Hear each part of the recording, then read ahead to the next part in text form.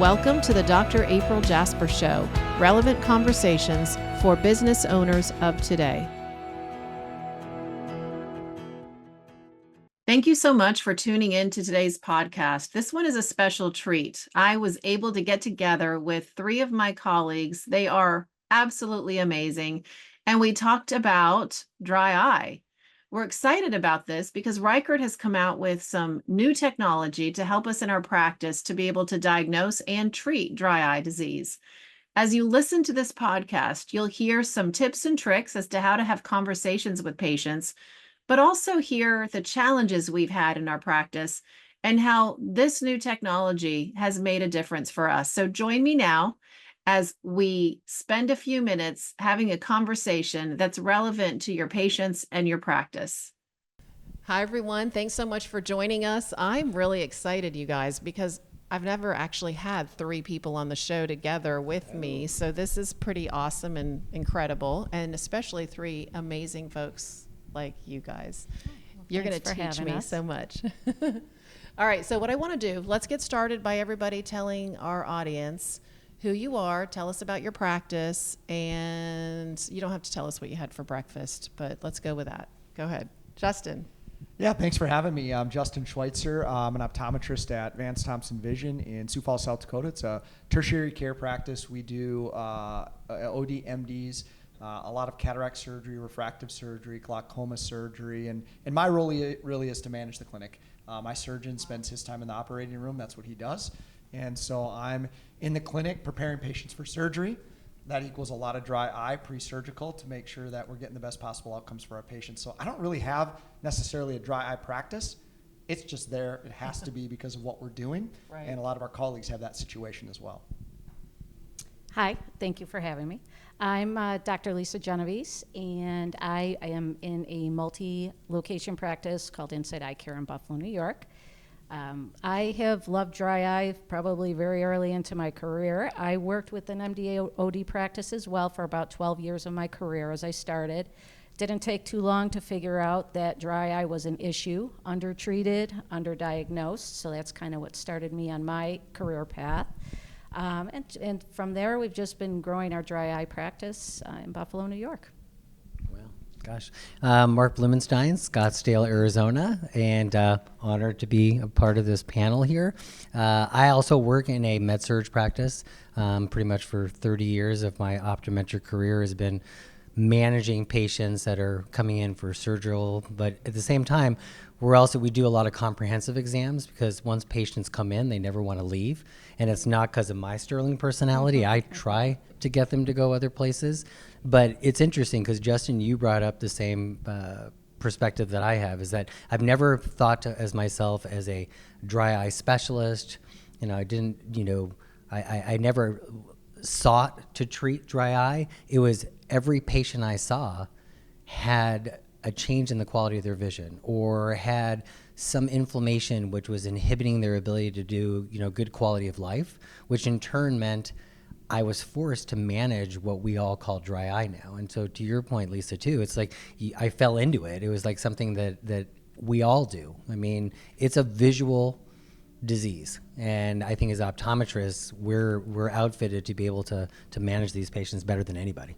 I smile when I listen to you say that because it's crazy to me that if you stand in front of an audience, which you do many times, lecturing all of you, you ask the question of how many of your patients have dry eye, and you get the craziest answers, anything from 15% to 100%. Why is that? So let's talk about, how do you define dry eye disease? Why do you think, and Justin, we'll start with you, why do you think there could be such a wide variation of answers to that question? And does it speak to one of the challenges of the whole process to begin with? Yeah, it's a great question, kind of a two-part question. I think that the variability of it is, it's easy when you're in practice to look at your patient base and say, boy, they have a certain condition. I see a lot of that.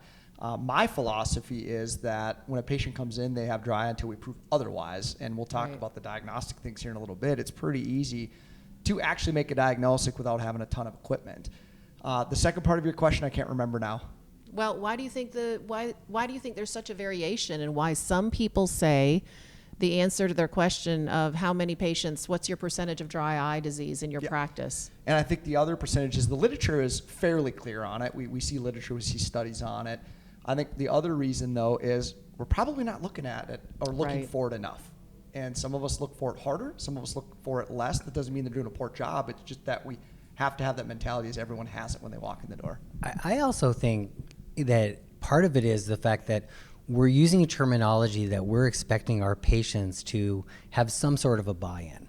When you say a word dry to a patient, they mentally think what dry means to them, and then they have to kind of discern whether or not they feel that they have that disease state. And it also goes to the heart of the fact that there's no real great way for us to basically differentiate or diagnose it. I mean, when I think of dry eye, I think of fluctuating vision. I think of patients, looking at a low tear meniscus. I think of looking at patients who, maybe have some evaporative effects, but they don't have symptoms. And so I think a large part of our profession waits until patients come in with that symptom. Oh, my eyes feel like they're burning or light sensitive or dry before they give them the diagnosis. I think, to your point, Justin, they're missing the diagnosis because they're waiting for those classical symptoms. And so I think there's that huge disconnect. And you're in the driest part of the world, aren't you? I am. It's interesting. Yeah, it's 110 as we're taping this, and that's okay, but I'll be really sincere with you. It's drier in South Dakota, where it's like, 30 degrees right now today? I mean, what is it? We do a little better in the summer. It's not 30 degrees. We hit 80s and 90s in the summer as well. But my point being that in the cooler environments on the East Coast, it's just as dry. To your point, you're exactly right, Mark. In the winter in South Dakota, we get cold, and there's a lot of dry in the winter because of the dry air and so on and so forth. So not making fun of your comment. It's just a different time of the year right now in South Dakota. But I will say one thing, though, is like it doesn't matter where we are because we need to touch grass more. We're all on computers. True. We're all on, the Insta, the talk, the book, whatever nobody, it's literally, we're doing things with our eyes now. It's not called the talk. I don't know. I have to figure out what you're saying half the time. Yeah, I feel like right now, it's like new. We're doing things that we've never done before. And as clinicians, we have to meet that challenge by thinking beyond just the traditional ways we looked at it. I think that the biggest thing, when I'm actually examining a patient, refracting. I mean, we refract a ton of patients a day. And as they start looking, do you have someone that refracts for you, I'm assuming? No, it's funny you say that because I just talked to somebody the other day who said, I haven't done a refraction in 10 years. And I'm like, lucky you. Yeah, I mean, but it is a piece of the puzzle. So as I'm doing a refraction, as somebody is having trouble, the first thing I say is, okay, blink, blink, blink, blink. And then as their vision improves, that's a really good segue for me to say, okay, this is part of surface disease. Anytime, and I think you said it to me one time, and I use it all the time now, when we get in concentrated stares, that's the problem. And that's one thing we all do when we're sitting on electronics, as well as when we're refracting people. They're afraid of losing, or missing our choice. So it's a really easy way for me to start a dry eye conversation during my exam is when I'm refracting, which is something I do with most patients. Exactly. All right, so let's go to TFOS, the DEWS 2, and definitions. So now we've established, which I actually didn't ask everybody what percentage of your practice has dry eye, but let's just say mine, I would say, is probably 80%. I agree. Would you agree? Yep, I would say upwards. Mark, where are you? I think I'm like closer to 90%. I'm in the ballpark, 80 to 90%. Mm-hmm. There's just a lot of patients with dry eye. I think what Justin had said at the very beginning is that I walk into a lane and say, prove to me you don't have dry eye. Exactly. And That's it's good. like, I can't find anybody who you look at the quality of their tears and don't think they could be doing something different to help them. Right. Well, then we go to TFOS and DEWS. How does that help you when you have a patient come in and now you want to have a conversation? We're going to get to diagnosis, but deciding whether or not this patient has dry eye disease. Well, I mean, multifactorial. I mean, so I'm coming at it diagnostically with different tests, of course. And I mean, that definition, it helps me actually explain to a patient how I'm going to treat Right. them. It's multifactorial. We come at it from different angles. There's not one thing that is going to fix this problem. So I always start out slow. I'm a less is more doc. And I have a pretty good patient base that actually follows up with me, and I add to it. So I make them understand that definition, that it's multifaceted, it's multifactorial, and that one thing leads to the other. I kind of do the talk, which comes first, and that we have to come at it from both angles, really. Inflammation and... Maybe I'm a contrarian, but it's like I almost kind of look at those reports as validating what we know. And it's hard for me to convey to a patient, this is the classical definition, or this is what a group of really like-minded, sharp individuals say how we should follow this. Because the challenge is that there's no great, easy way to manage this disease, because each person is a little bit different. They're doing things a little bit differently. But I think if you come at it from the perspective that it could be neurological, right? And I think corneal health right now is going to be a really, really big component to the way we evaluate patients and look at patients, because I think we're starting to see, a lot of change to the quality of corneal nerves earlier, as that before it progresses to NK or something. But all of these things start somewhere, and the fact that it says, fluctuating vision or visual disturbances, to me goes to the heart of what we do as optometrists. We are here to help our patients get the best quality of vision.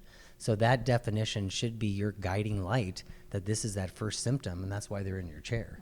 And contact lens intolerance. That's kind of what started me on my crusade, working with MDs, is with LASIK, having a 20-year-old in my chair that couldn't wear contacts.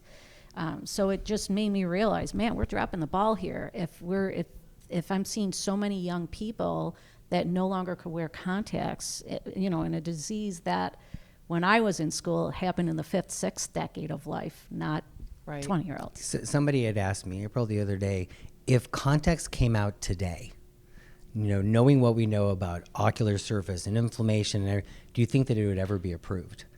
Because it's like it's a thin piece of plastic, suffocating the cornea on top of the eye, and yet patients like it. But to me, intolerance is an awareness that the contact's in your eye. Mm-hmm. And so I'll ask patients, do you know you have contacts in? It's like, yeah, towards the end of the day, I kind of can feel them.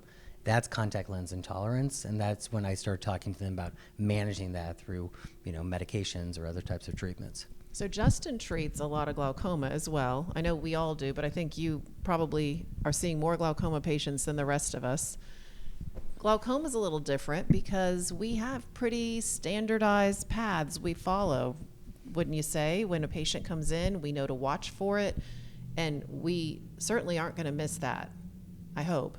We're going to be quick to diagnose it. How is that different from dry eye, and how should it maybe not be different? How should they be more the same? Well, I think going back to the original question around TFOS has helped to shape that to a degree. It reminds us to search for risk factors. It reminds us a questionnaire is a good positive thing to use to look for symptomology. To Mark's point earlier, 50% of our patients have symptoms, but 50% don't. So we can't just base it off of that questionnaire. And it reminds us to use point of care testing that's in TFOS, similar to glaucoma. Right. And we can implement other diagnostic technologies as well. So I do think it should follow similar ways of diagnosing as we do in glaucoma. But the science is not as robust and hasn't probably been around as long. I mean, TFOS DUCE 2 was published in what year? Does anyone know? I don't even know. That's why I'm asking the question. I think it was I thought it was the 95, but I don't know. So I do think it should follow along with what we do with our glaucoma patients. Yeah. That's right. You were right. 2017. What did you say? Nailed it. Oh. 2017. But let's be honest, people. Yeah, that's what I was time is flat. Time is flat. So, yeah. Time is flat. It really is. So 2017 was DUCE 2, but 1995 was the first real definition of dry eye as a disease. I know I'm right. Yeah. Well, but it does show, it's interesting. It shows you how far we've come. It Do does, you remember yeah. Barron's report, which I think was in 2006? 2006, which talked about dysfunctional tear syndrome. And in that paper, they stated that meibomian glands play no role in dry eye disease. So Wow. this is kind of as to your point, I mean, the science and our way of thinking is really still kind of evolving. I mean, now in 2024. I remember early into treating dry eye, and meibomian glands were not even being discussed. I remember having a patient who had seen so many doctors to treat her dry eye, and I took 2 Q-tips and I expressed the oil glands, and she said, "This is the best I have ever felt." So very early on into my career, I thought, okay, so we keep talking about quantity of tears and how we build this. What about the quality? Why are we not looking at quality? So I've always been that person in the room, always wondering why we're working on everything on quantity, not quality. I think what we've done so far is we've really laid the groundwork for making dry eye sound a little confusing, and that's not a bad thing. Right. We've laid the groundwork for saying, yes, you can, and I want Lisa to speak to this in a minute. Yes, you can do a lot without technology, but it certainly makes it a little bit of a challenge. And then I love that, Justin, you said it should be more like glaucoma. So think about glaucoma and what's happened over the years. There's technology, and it made it easier for us to diagnose. I mean, it's only what's the prevalence of glaucoma, Justin? 3% of the population? Well, in the world. Yeah, roughly. I mean, yes, in certain, I mean, my practice, I feel like it's 100% on a daily basis. So again, we go back to your original question: how many of your patients have dry eye? How many have glaucoma? All of them in my practice. Right. But yes, around that percent. And we work so hard to make certain we never get it wrong, and that we always have every patient that comes in is screened appropriately. And yet, where do we leave our patients with dry eye, who could be anywhere from 80 to 100% of them? So, I mean, yes, the definitions changed. The challenge is, we made it, though, a little bit confusing, which is fine, because now we're going to bring it all back together. So let's talk about diagnosis. What has been the challenge? We've kind of talked about it, of finding this 80%, and maybe not just in our practice, but other practices. What do you think the problem is everywhere? Well, I thought it was a challenge in the beginning because there wasn't much, and that's when I came up with all I need is my stain in my brain, really to diagnose a patient. But the patients want to see that. They want to quantify their disease. So, it turned into me getting an anterior segment camera so I could actually show them SPK and let them see maybe congestion of the oil glands. But I've definitely, I think it has become way easier for me to treat dry eye in more recent years because of the technology and what we have. And so I do have, we just started with a new diagnostic machine called IDRA, probably about 2 months ago. And I went in as a skeptic in the beginning because I thought I had it all figured out. I just needed my stain, but very impressed. Not only is it doing my biography, but really really splitting up the tear layer. Yeah. And it helps me create that story for the patient. So, Right. When I'm seeing loss of glands, they're seeing the loss of the glands.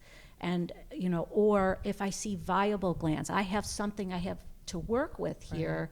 But if I can actually show them their oil layer is deficient, I explain there's one reason, there's congestion. And so it helps patients get on board with treating their disease.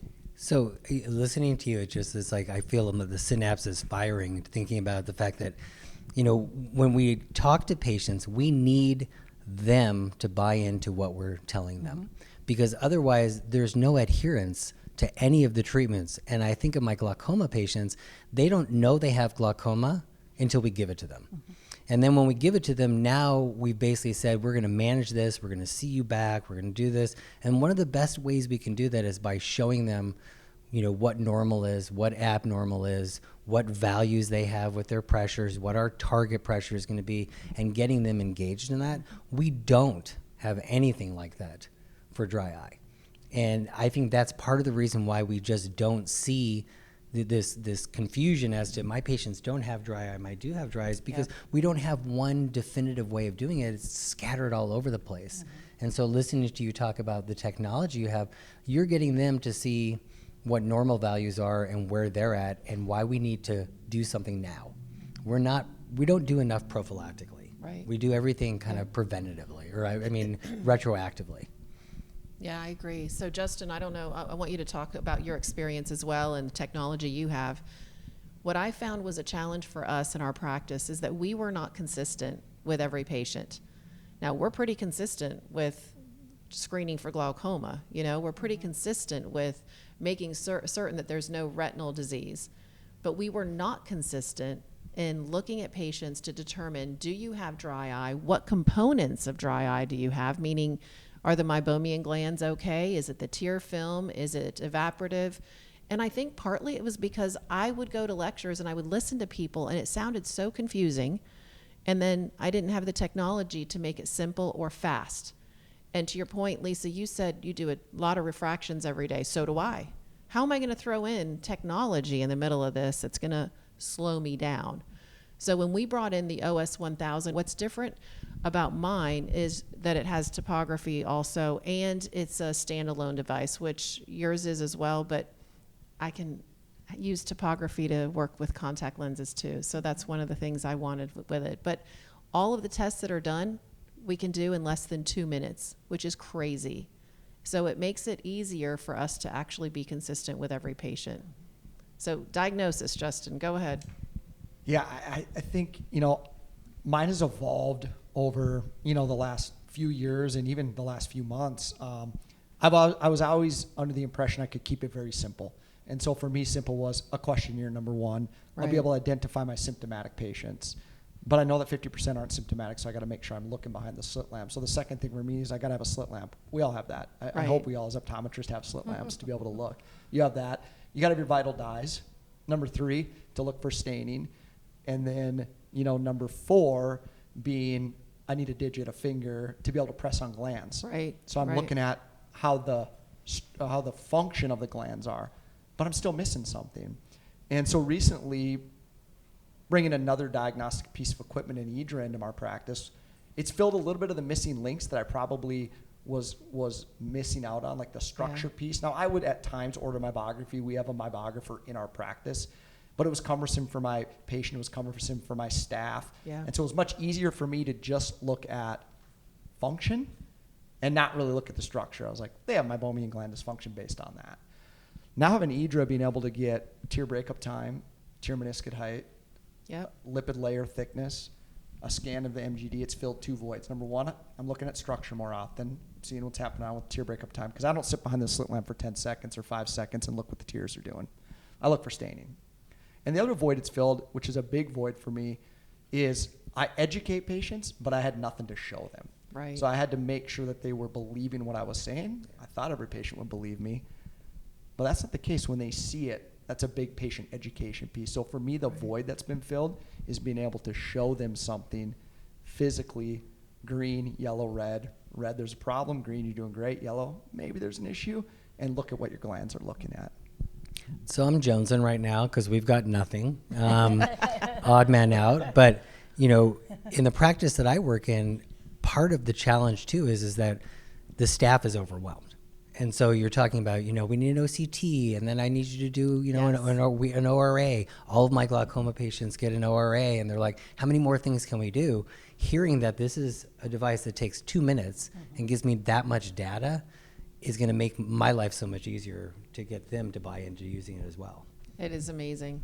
And it's even less with EDRA than 2 minutes. Yeah. Once they become proficient, it's 15 to 30 seconds, and then they take a little lens off, and they're able to get a meibography as well. Why? Why are you hating on me, you guys? I mean, 30 seconds for that much technology? I know how disappointed you are. No bright lights. I mean, the patients. It's a but wonderful you see, machine. what's interesting is because I don't trust tear breakup time for the way that I or my staff does it.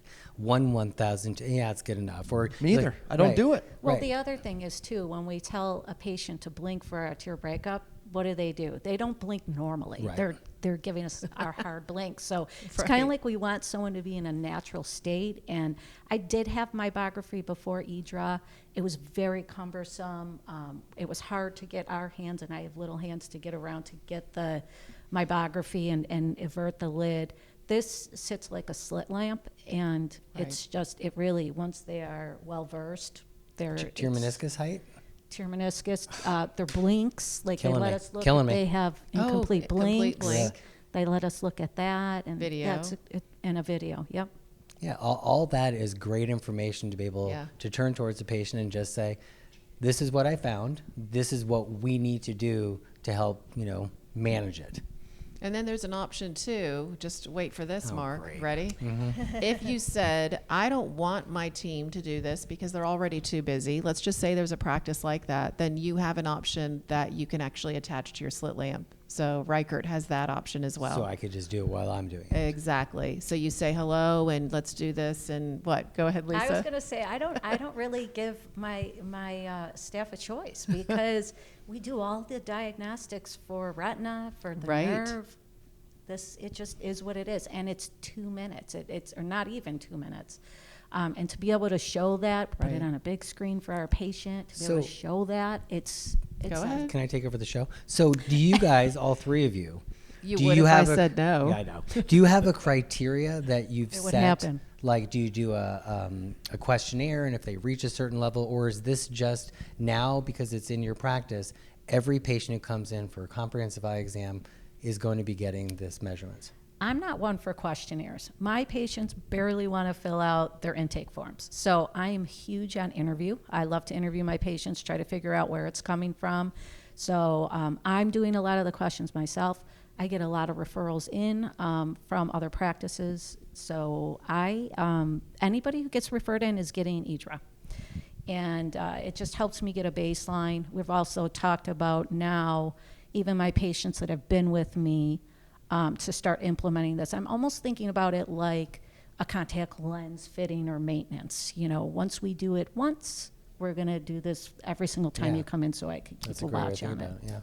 Yeah, I'm slightly different in that, every patient that does come in the door and it's for evaluations, cataract evaluation or refractive evaluation, is filling out a questionnaire. Of course, not all of them are symptomatic. If they score on a speed score 6 or above, my technicians will automatically get me osmolarity and they'll automatically get me MMP9 testing. They have been now, regardless of what the speed questionnaire says, getting eDraw.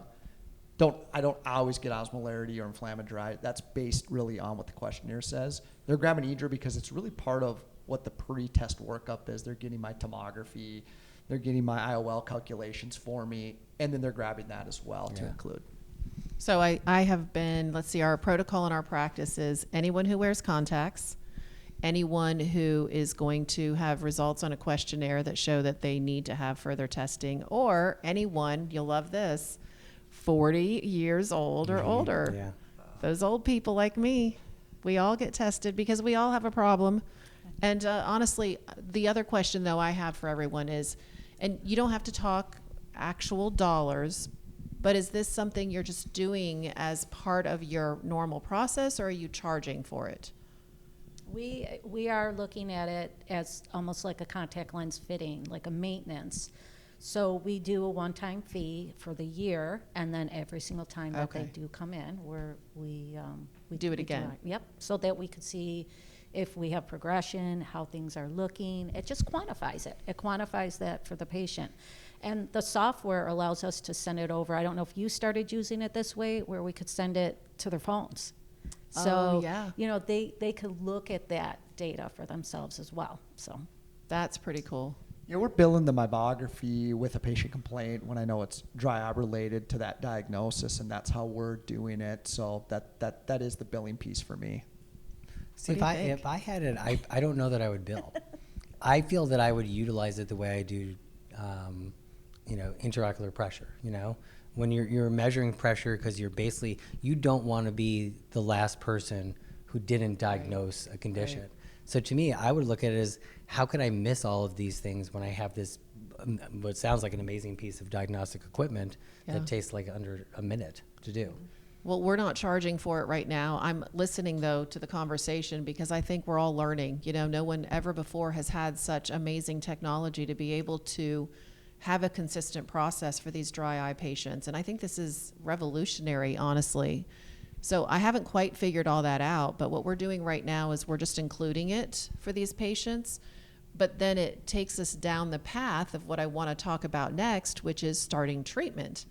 So if that patient comes in and I'm able to explain to them exactly what's going on, they see it, as you said, maybe you even send it to their phone so they have the results themselves. It then has in the software the ability for us to customize their plan. And it doesn't have to be done for every individual patient, meaning you don't have to retype it. You have a specific path you can pick for patients based on what the findings were.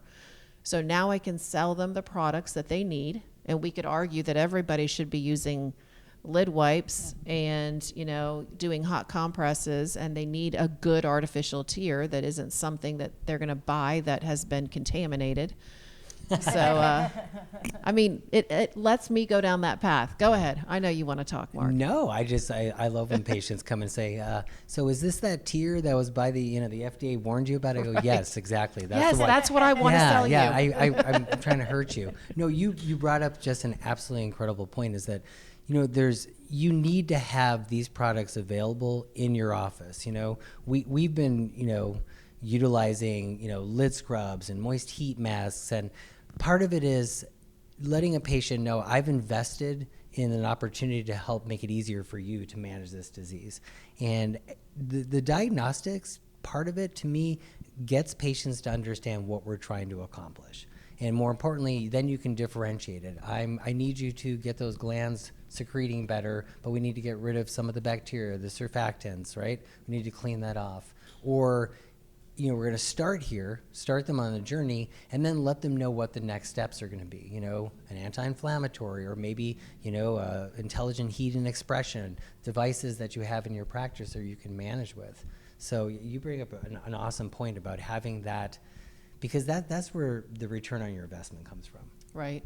How do you do that? So talk about it. What do you guys do in the practice? I mean, what's really cool is that along with everything that Reichert has, so they have the ability to have IDRA, the OS 1000 like I have, which has the added topography. Those are both independent instruments. They also have the third option, which are the pieces you can put on the slit lamp, but then they have Activa, which is a heat treatment. That's just one of many things that you can do in the practice. So, Justin, what do you guys have in the practice that you do for your dry eye patients? This could be a 45-minute discussion Go ahead. about this too. Maybe you should say, what don't they have? Yeah. Oh, No, I think, you know, it's based on the type of dry eyes, how we're going to treat these patients, and we all do a little bit different. I'm not a big fan of having kits, because I think each patient individually needs certain types of treatments or options available to them. And so we do stock a lot of products, Mark, that we have in our practice, so it's available for those patients. So basically, if I see inflammation on the window of the eye, which is what dry eye really is, I see staining, I'm starting with a topical corticosteroid, and I'm making sure that they don't have meibomian gland dysfunction. If they do have meibomian gland dysfunction, a lot of in-office therapies. So we do a lot of gland expression, and we do a lot of heat masks as well. And then I plug a lot of patients. I use punctal plugs quite often, and I base that a lot off of what's the tear meniscus look like, what's the tear film look like, how's the tear breakup time. And so those are a lot of things that I've implemented. And then, of course, we have our immunomodulators, and we have some new medications that are, coming down the pipeline. lots of good stuff. But there's a mix of a variety of ways, but it really is dictated by making an accurate diagnosis. You have to know if you're dealing with evaporative dry eye, are you dealing with aqueous deficient? Is it a combination of the two to make those decisions? And you charge a global fee, or based on whatever it is they're going to take home? Don't tell us numbers, but how do you work out the fee process? That's one of the biggest questions doctors have is, okay, I get it, I want to do this, but how do I charge for it? Education is the first thing, especially with like in-office therapies. They're not inexpensive, and it's usually cash pay for those types of things. So they need to be educated on why. That's the beauty of having technology, that you can show them the problem. And then I talk to them about the products. Mass, it's going to cost them some money, but it's something that can last for a long time. In-office procedure, it's going to cost you I do discuss data with patients at time around those things. I think it's important to kind of reinforce how they work and why they work, and that there's good data. It's not just me feeding them a bunch of stuff that's not accurate. How about you, Lisa? So start from the beginning. So, I mean, same thing. I mean, I have products in the office that I believe in. I always tell my patients that, I give them the option. You could take a picture and shop it online, but this is the stuff that I believe in. I try to get them to get their first product from me, and then I don't mind what they do after that, because that's how much I believe in them. Right. I do have technology in the office now. I have IPL, I have RF, I have low-level light therapy. So I always start out less is more. I really, I'm there for my patient. I build trust. I really want to feel and I want to figure out what my adjunct is going to be to some of the therapies I'm going to do in office. Right. So has always been my approach. They usually come back, see me every 4 to 6 weeks, starting a therapy before I do a treatment. And then after treatment, I kind of think of it like a facial.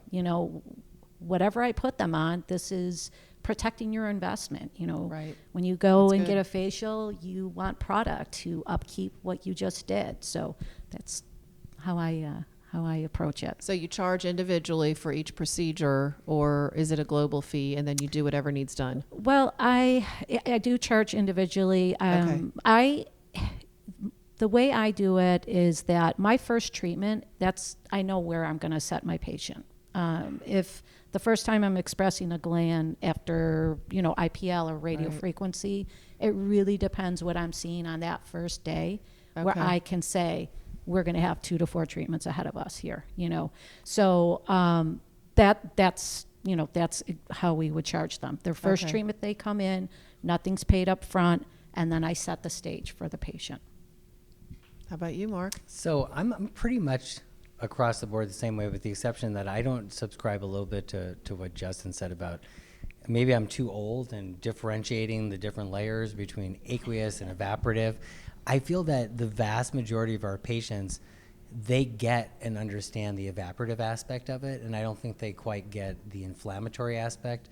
But I think that the biggest and most important thing we can do is educate them as to what we're seeing and why, what we need to do to make it better.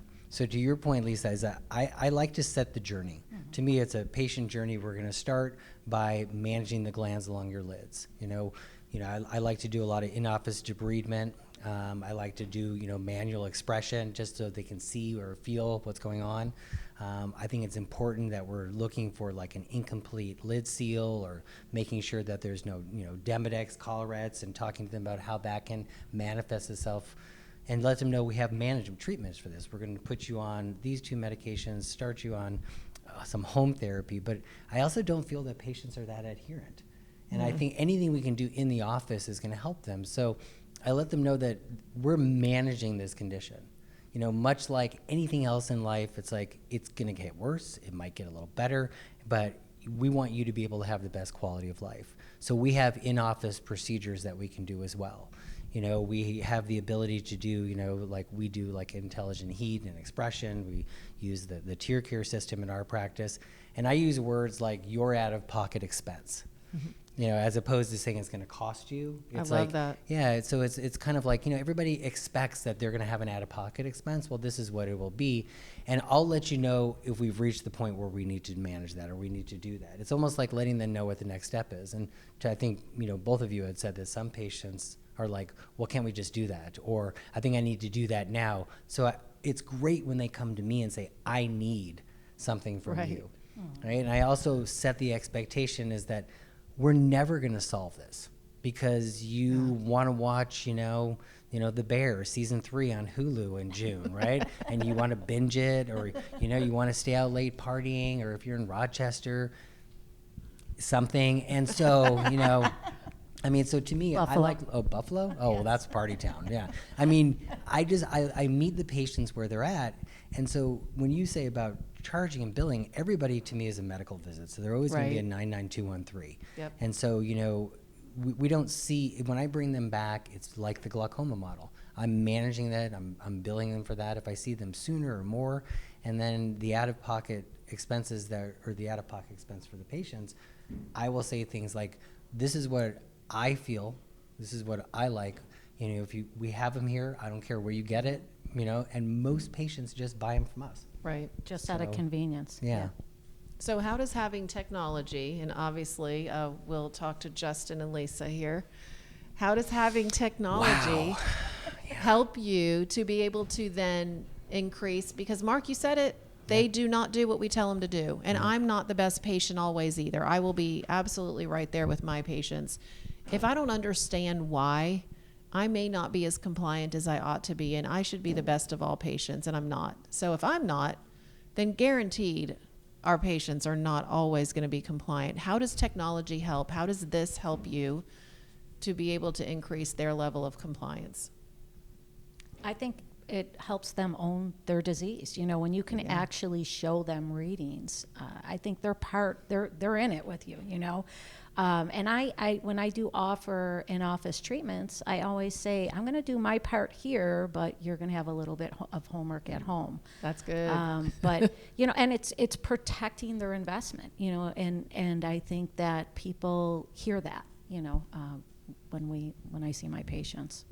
Yeah, I would say that the symptomatic patients are the easy ones. Oh, yeah. They're the low-hanging fruit. Like, I don't 100%. need to show them images or let they're them miserable. know. They're uncomfortable. They're going to do whatever I say.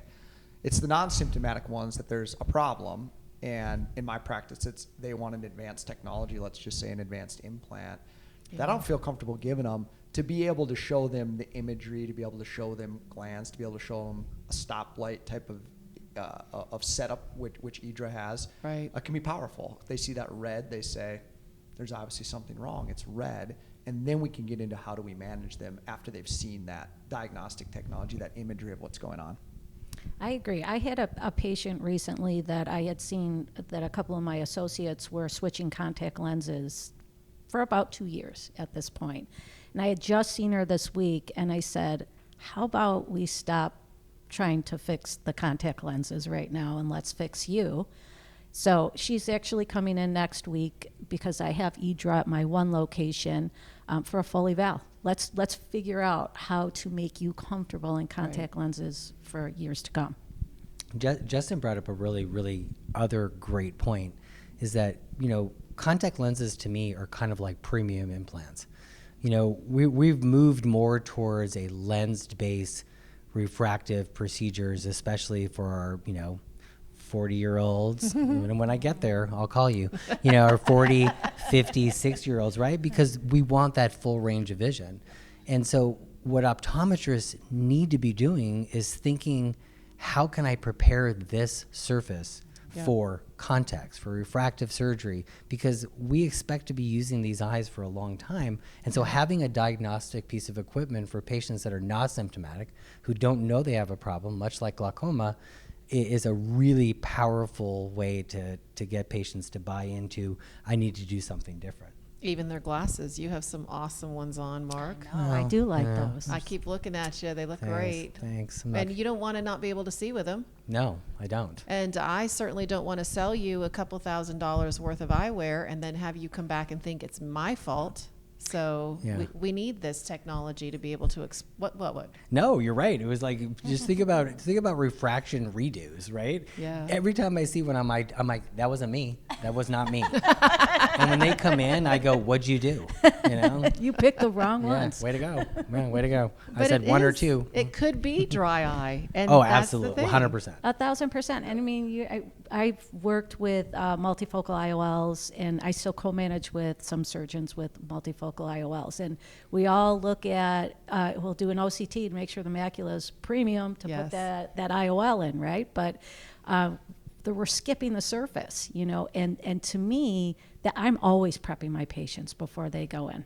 That's so, and we work close with an oculoplastic surgeon as well, and he will send people to us to prep them before he does a lid surgery, which I think is great that a surgeon, looks at it from that angle. Awesome. Mm-hmm. What's interesting is that there's a device called Rensata, or is Oh, anybody? I have that. I Right, love so it. literally what it is, it's a speculum that shoots saline into the fornix of the eye, so the upper and lower fornix. And where it was developed was by a retinal specialist, a retinal surgeon who he would clean out patients' eyes to get rid of biofilm and such, and those patients felt better afterwards. So he's like, wait, there's coming on something here.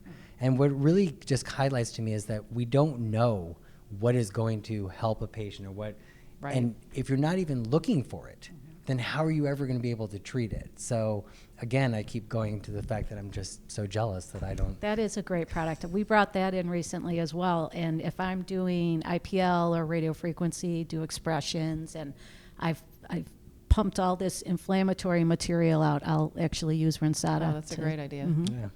So we talked about a lot the 40-year-olds, and that's what typically, honestly, that's what we all tend to think with dry eye. We would think of, and when I stand up and talk to people, guess what I do? I say, you think of me. I know you do.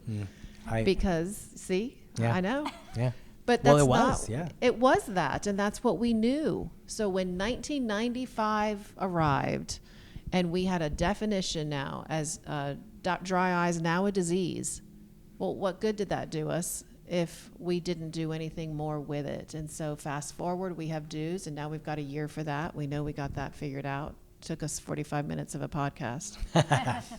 But we have that now. And then we roll into, okay, now we have a protocol. Technically, that's what dues 2 did for us. They gave us the path, risk factors, just like you told us, Justin.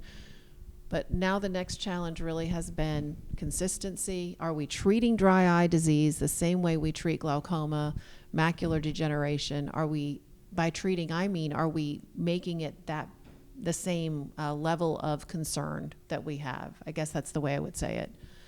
So with technology, that brings us full circle. Now we can do more, and we can be consistent, and it can help us with that process. I think it really brings it all together. So as we close, all of you, give us your last thoughts on how has technology changed things for you, and start from wherever you want, whether it's initial diagnosis, being able to be consistent with follow-up. What has it done for you? And then for Marc, you can tell us your thoughts as well. Yeah, I'm just going to.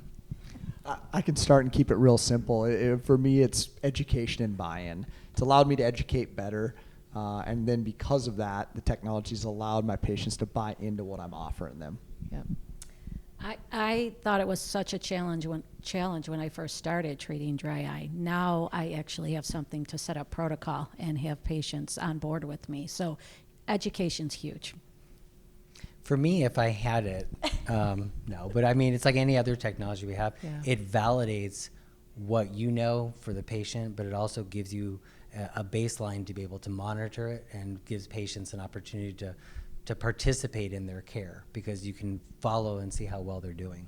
So I love it. Well, thank you guys for being here. I appreciate you so much. And I feel like we accomplished what my goal was, which was to take what was complicated in the past, like as in a month ago, and make it more simple, and really talk about how we can make it better for our patients in our practice and be more consistent as well.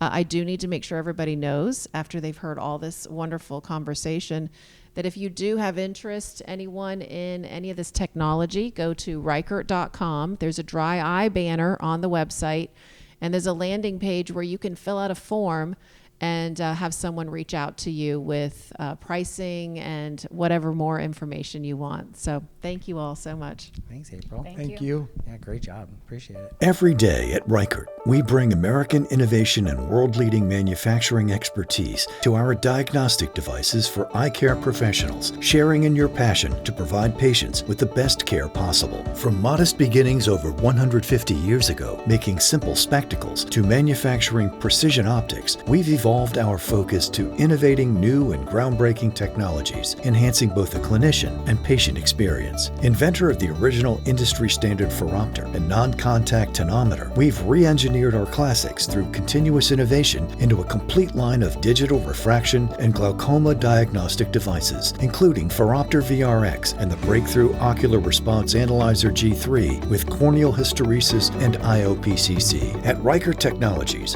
a business unit of Amatec Medtronic Incorporated, we continue to raise the standard of care for patients around the world through our innovation, integrity, teamwork, and our passion for eye care.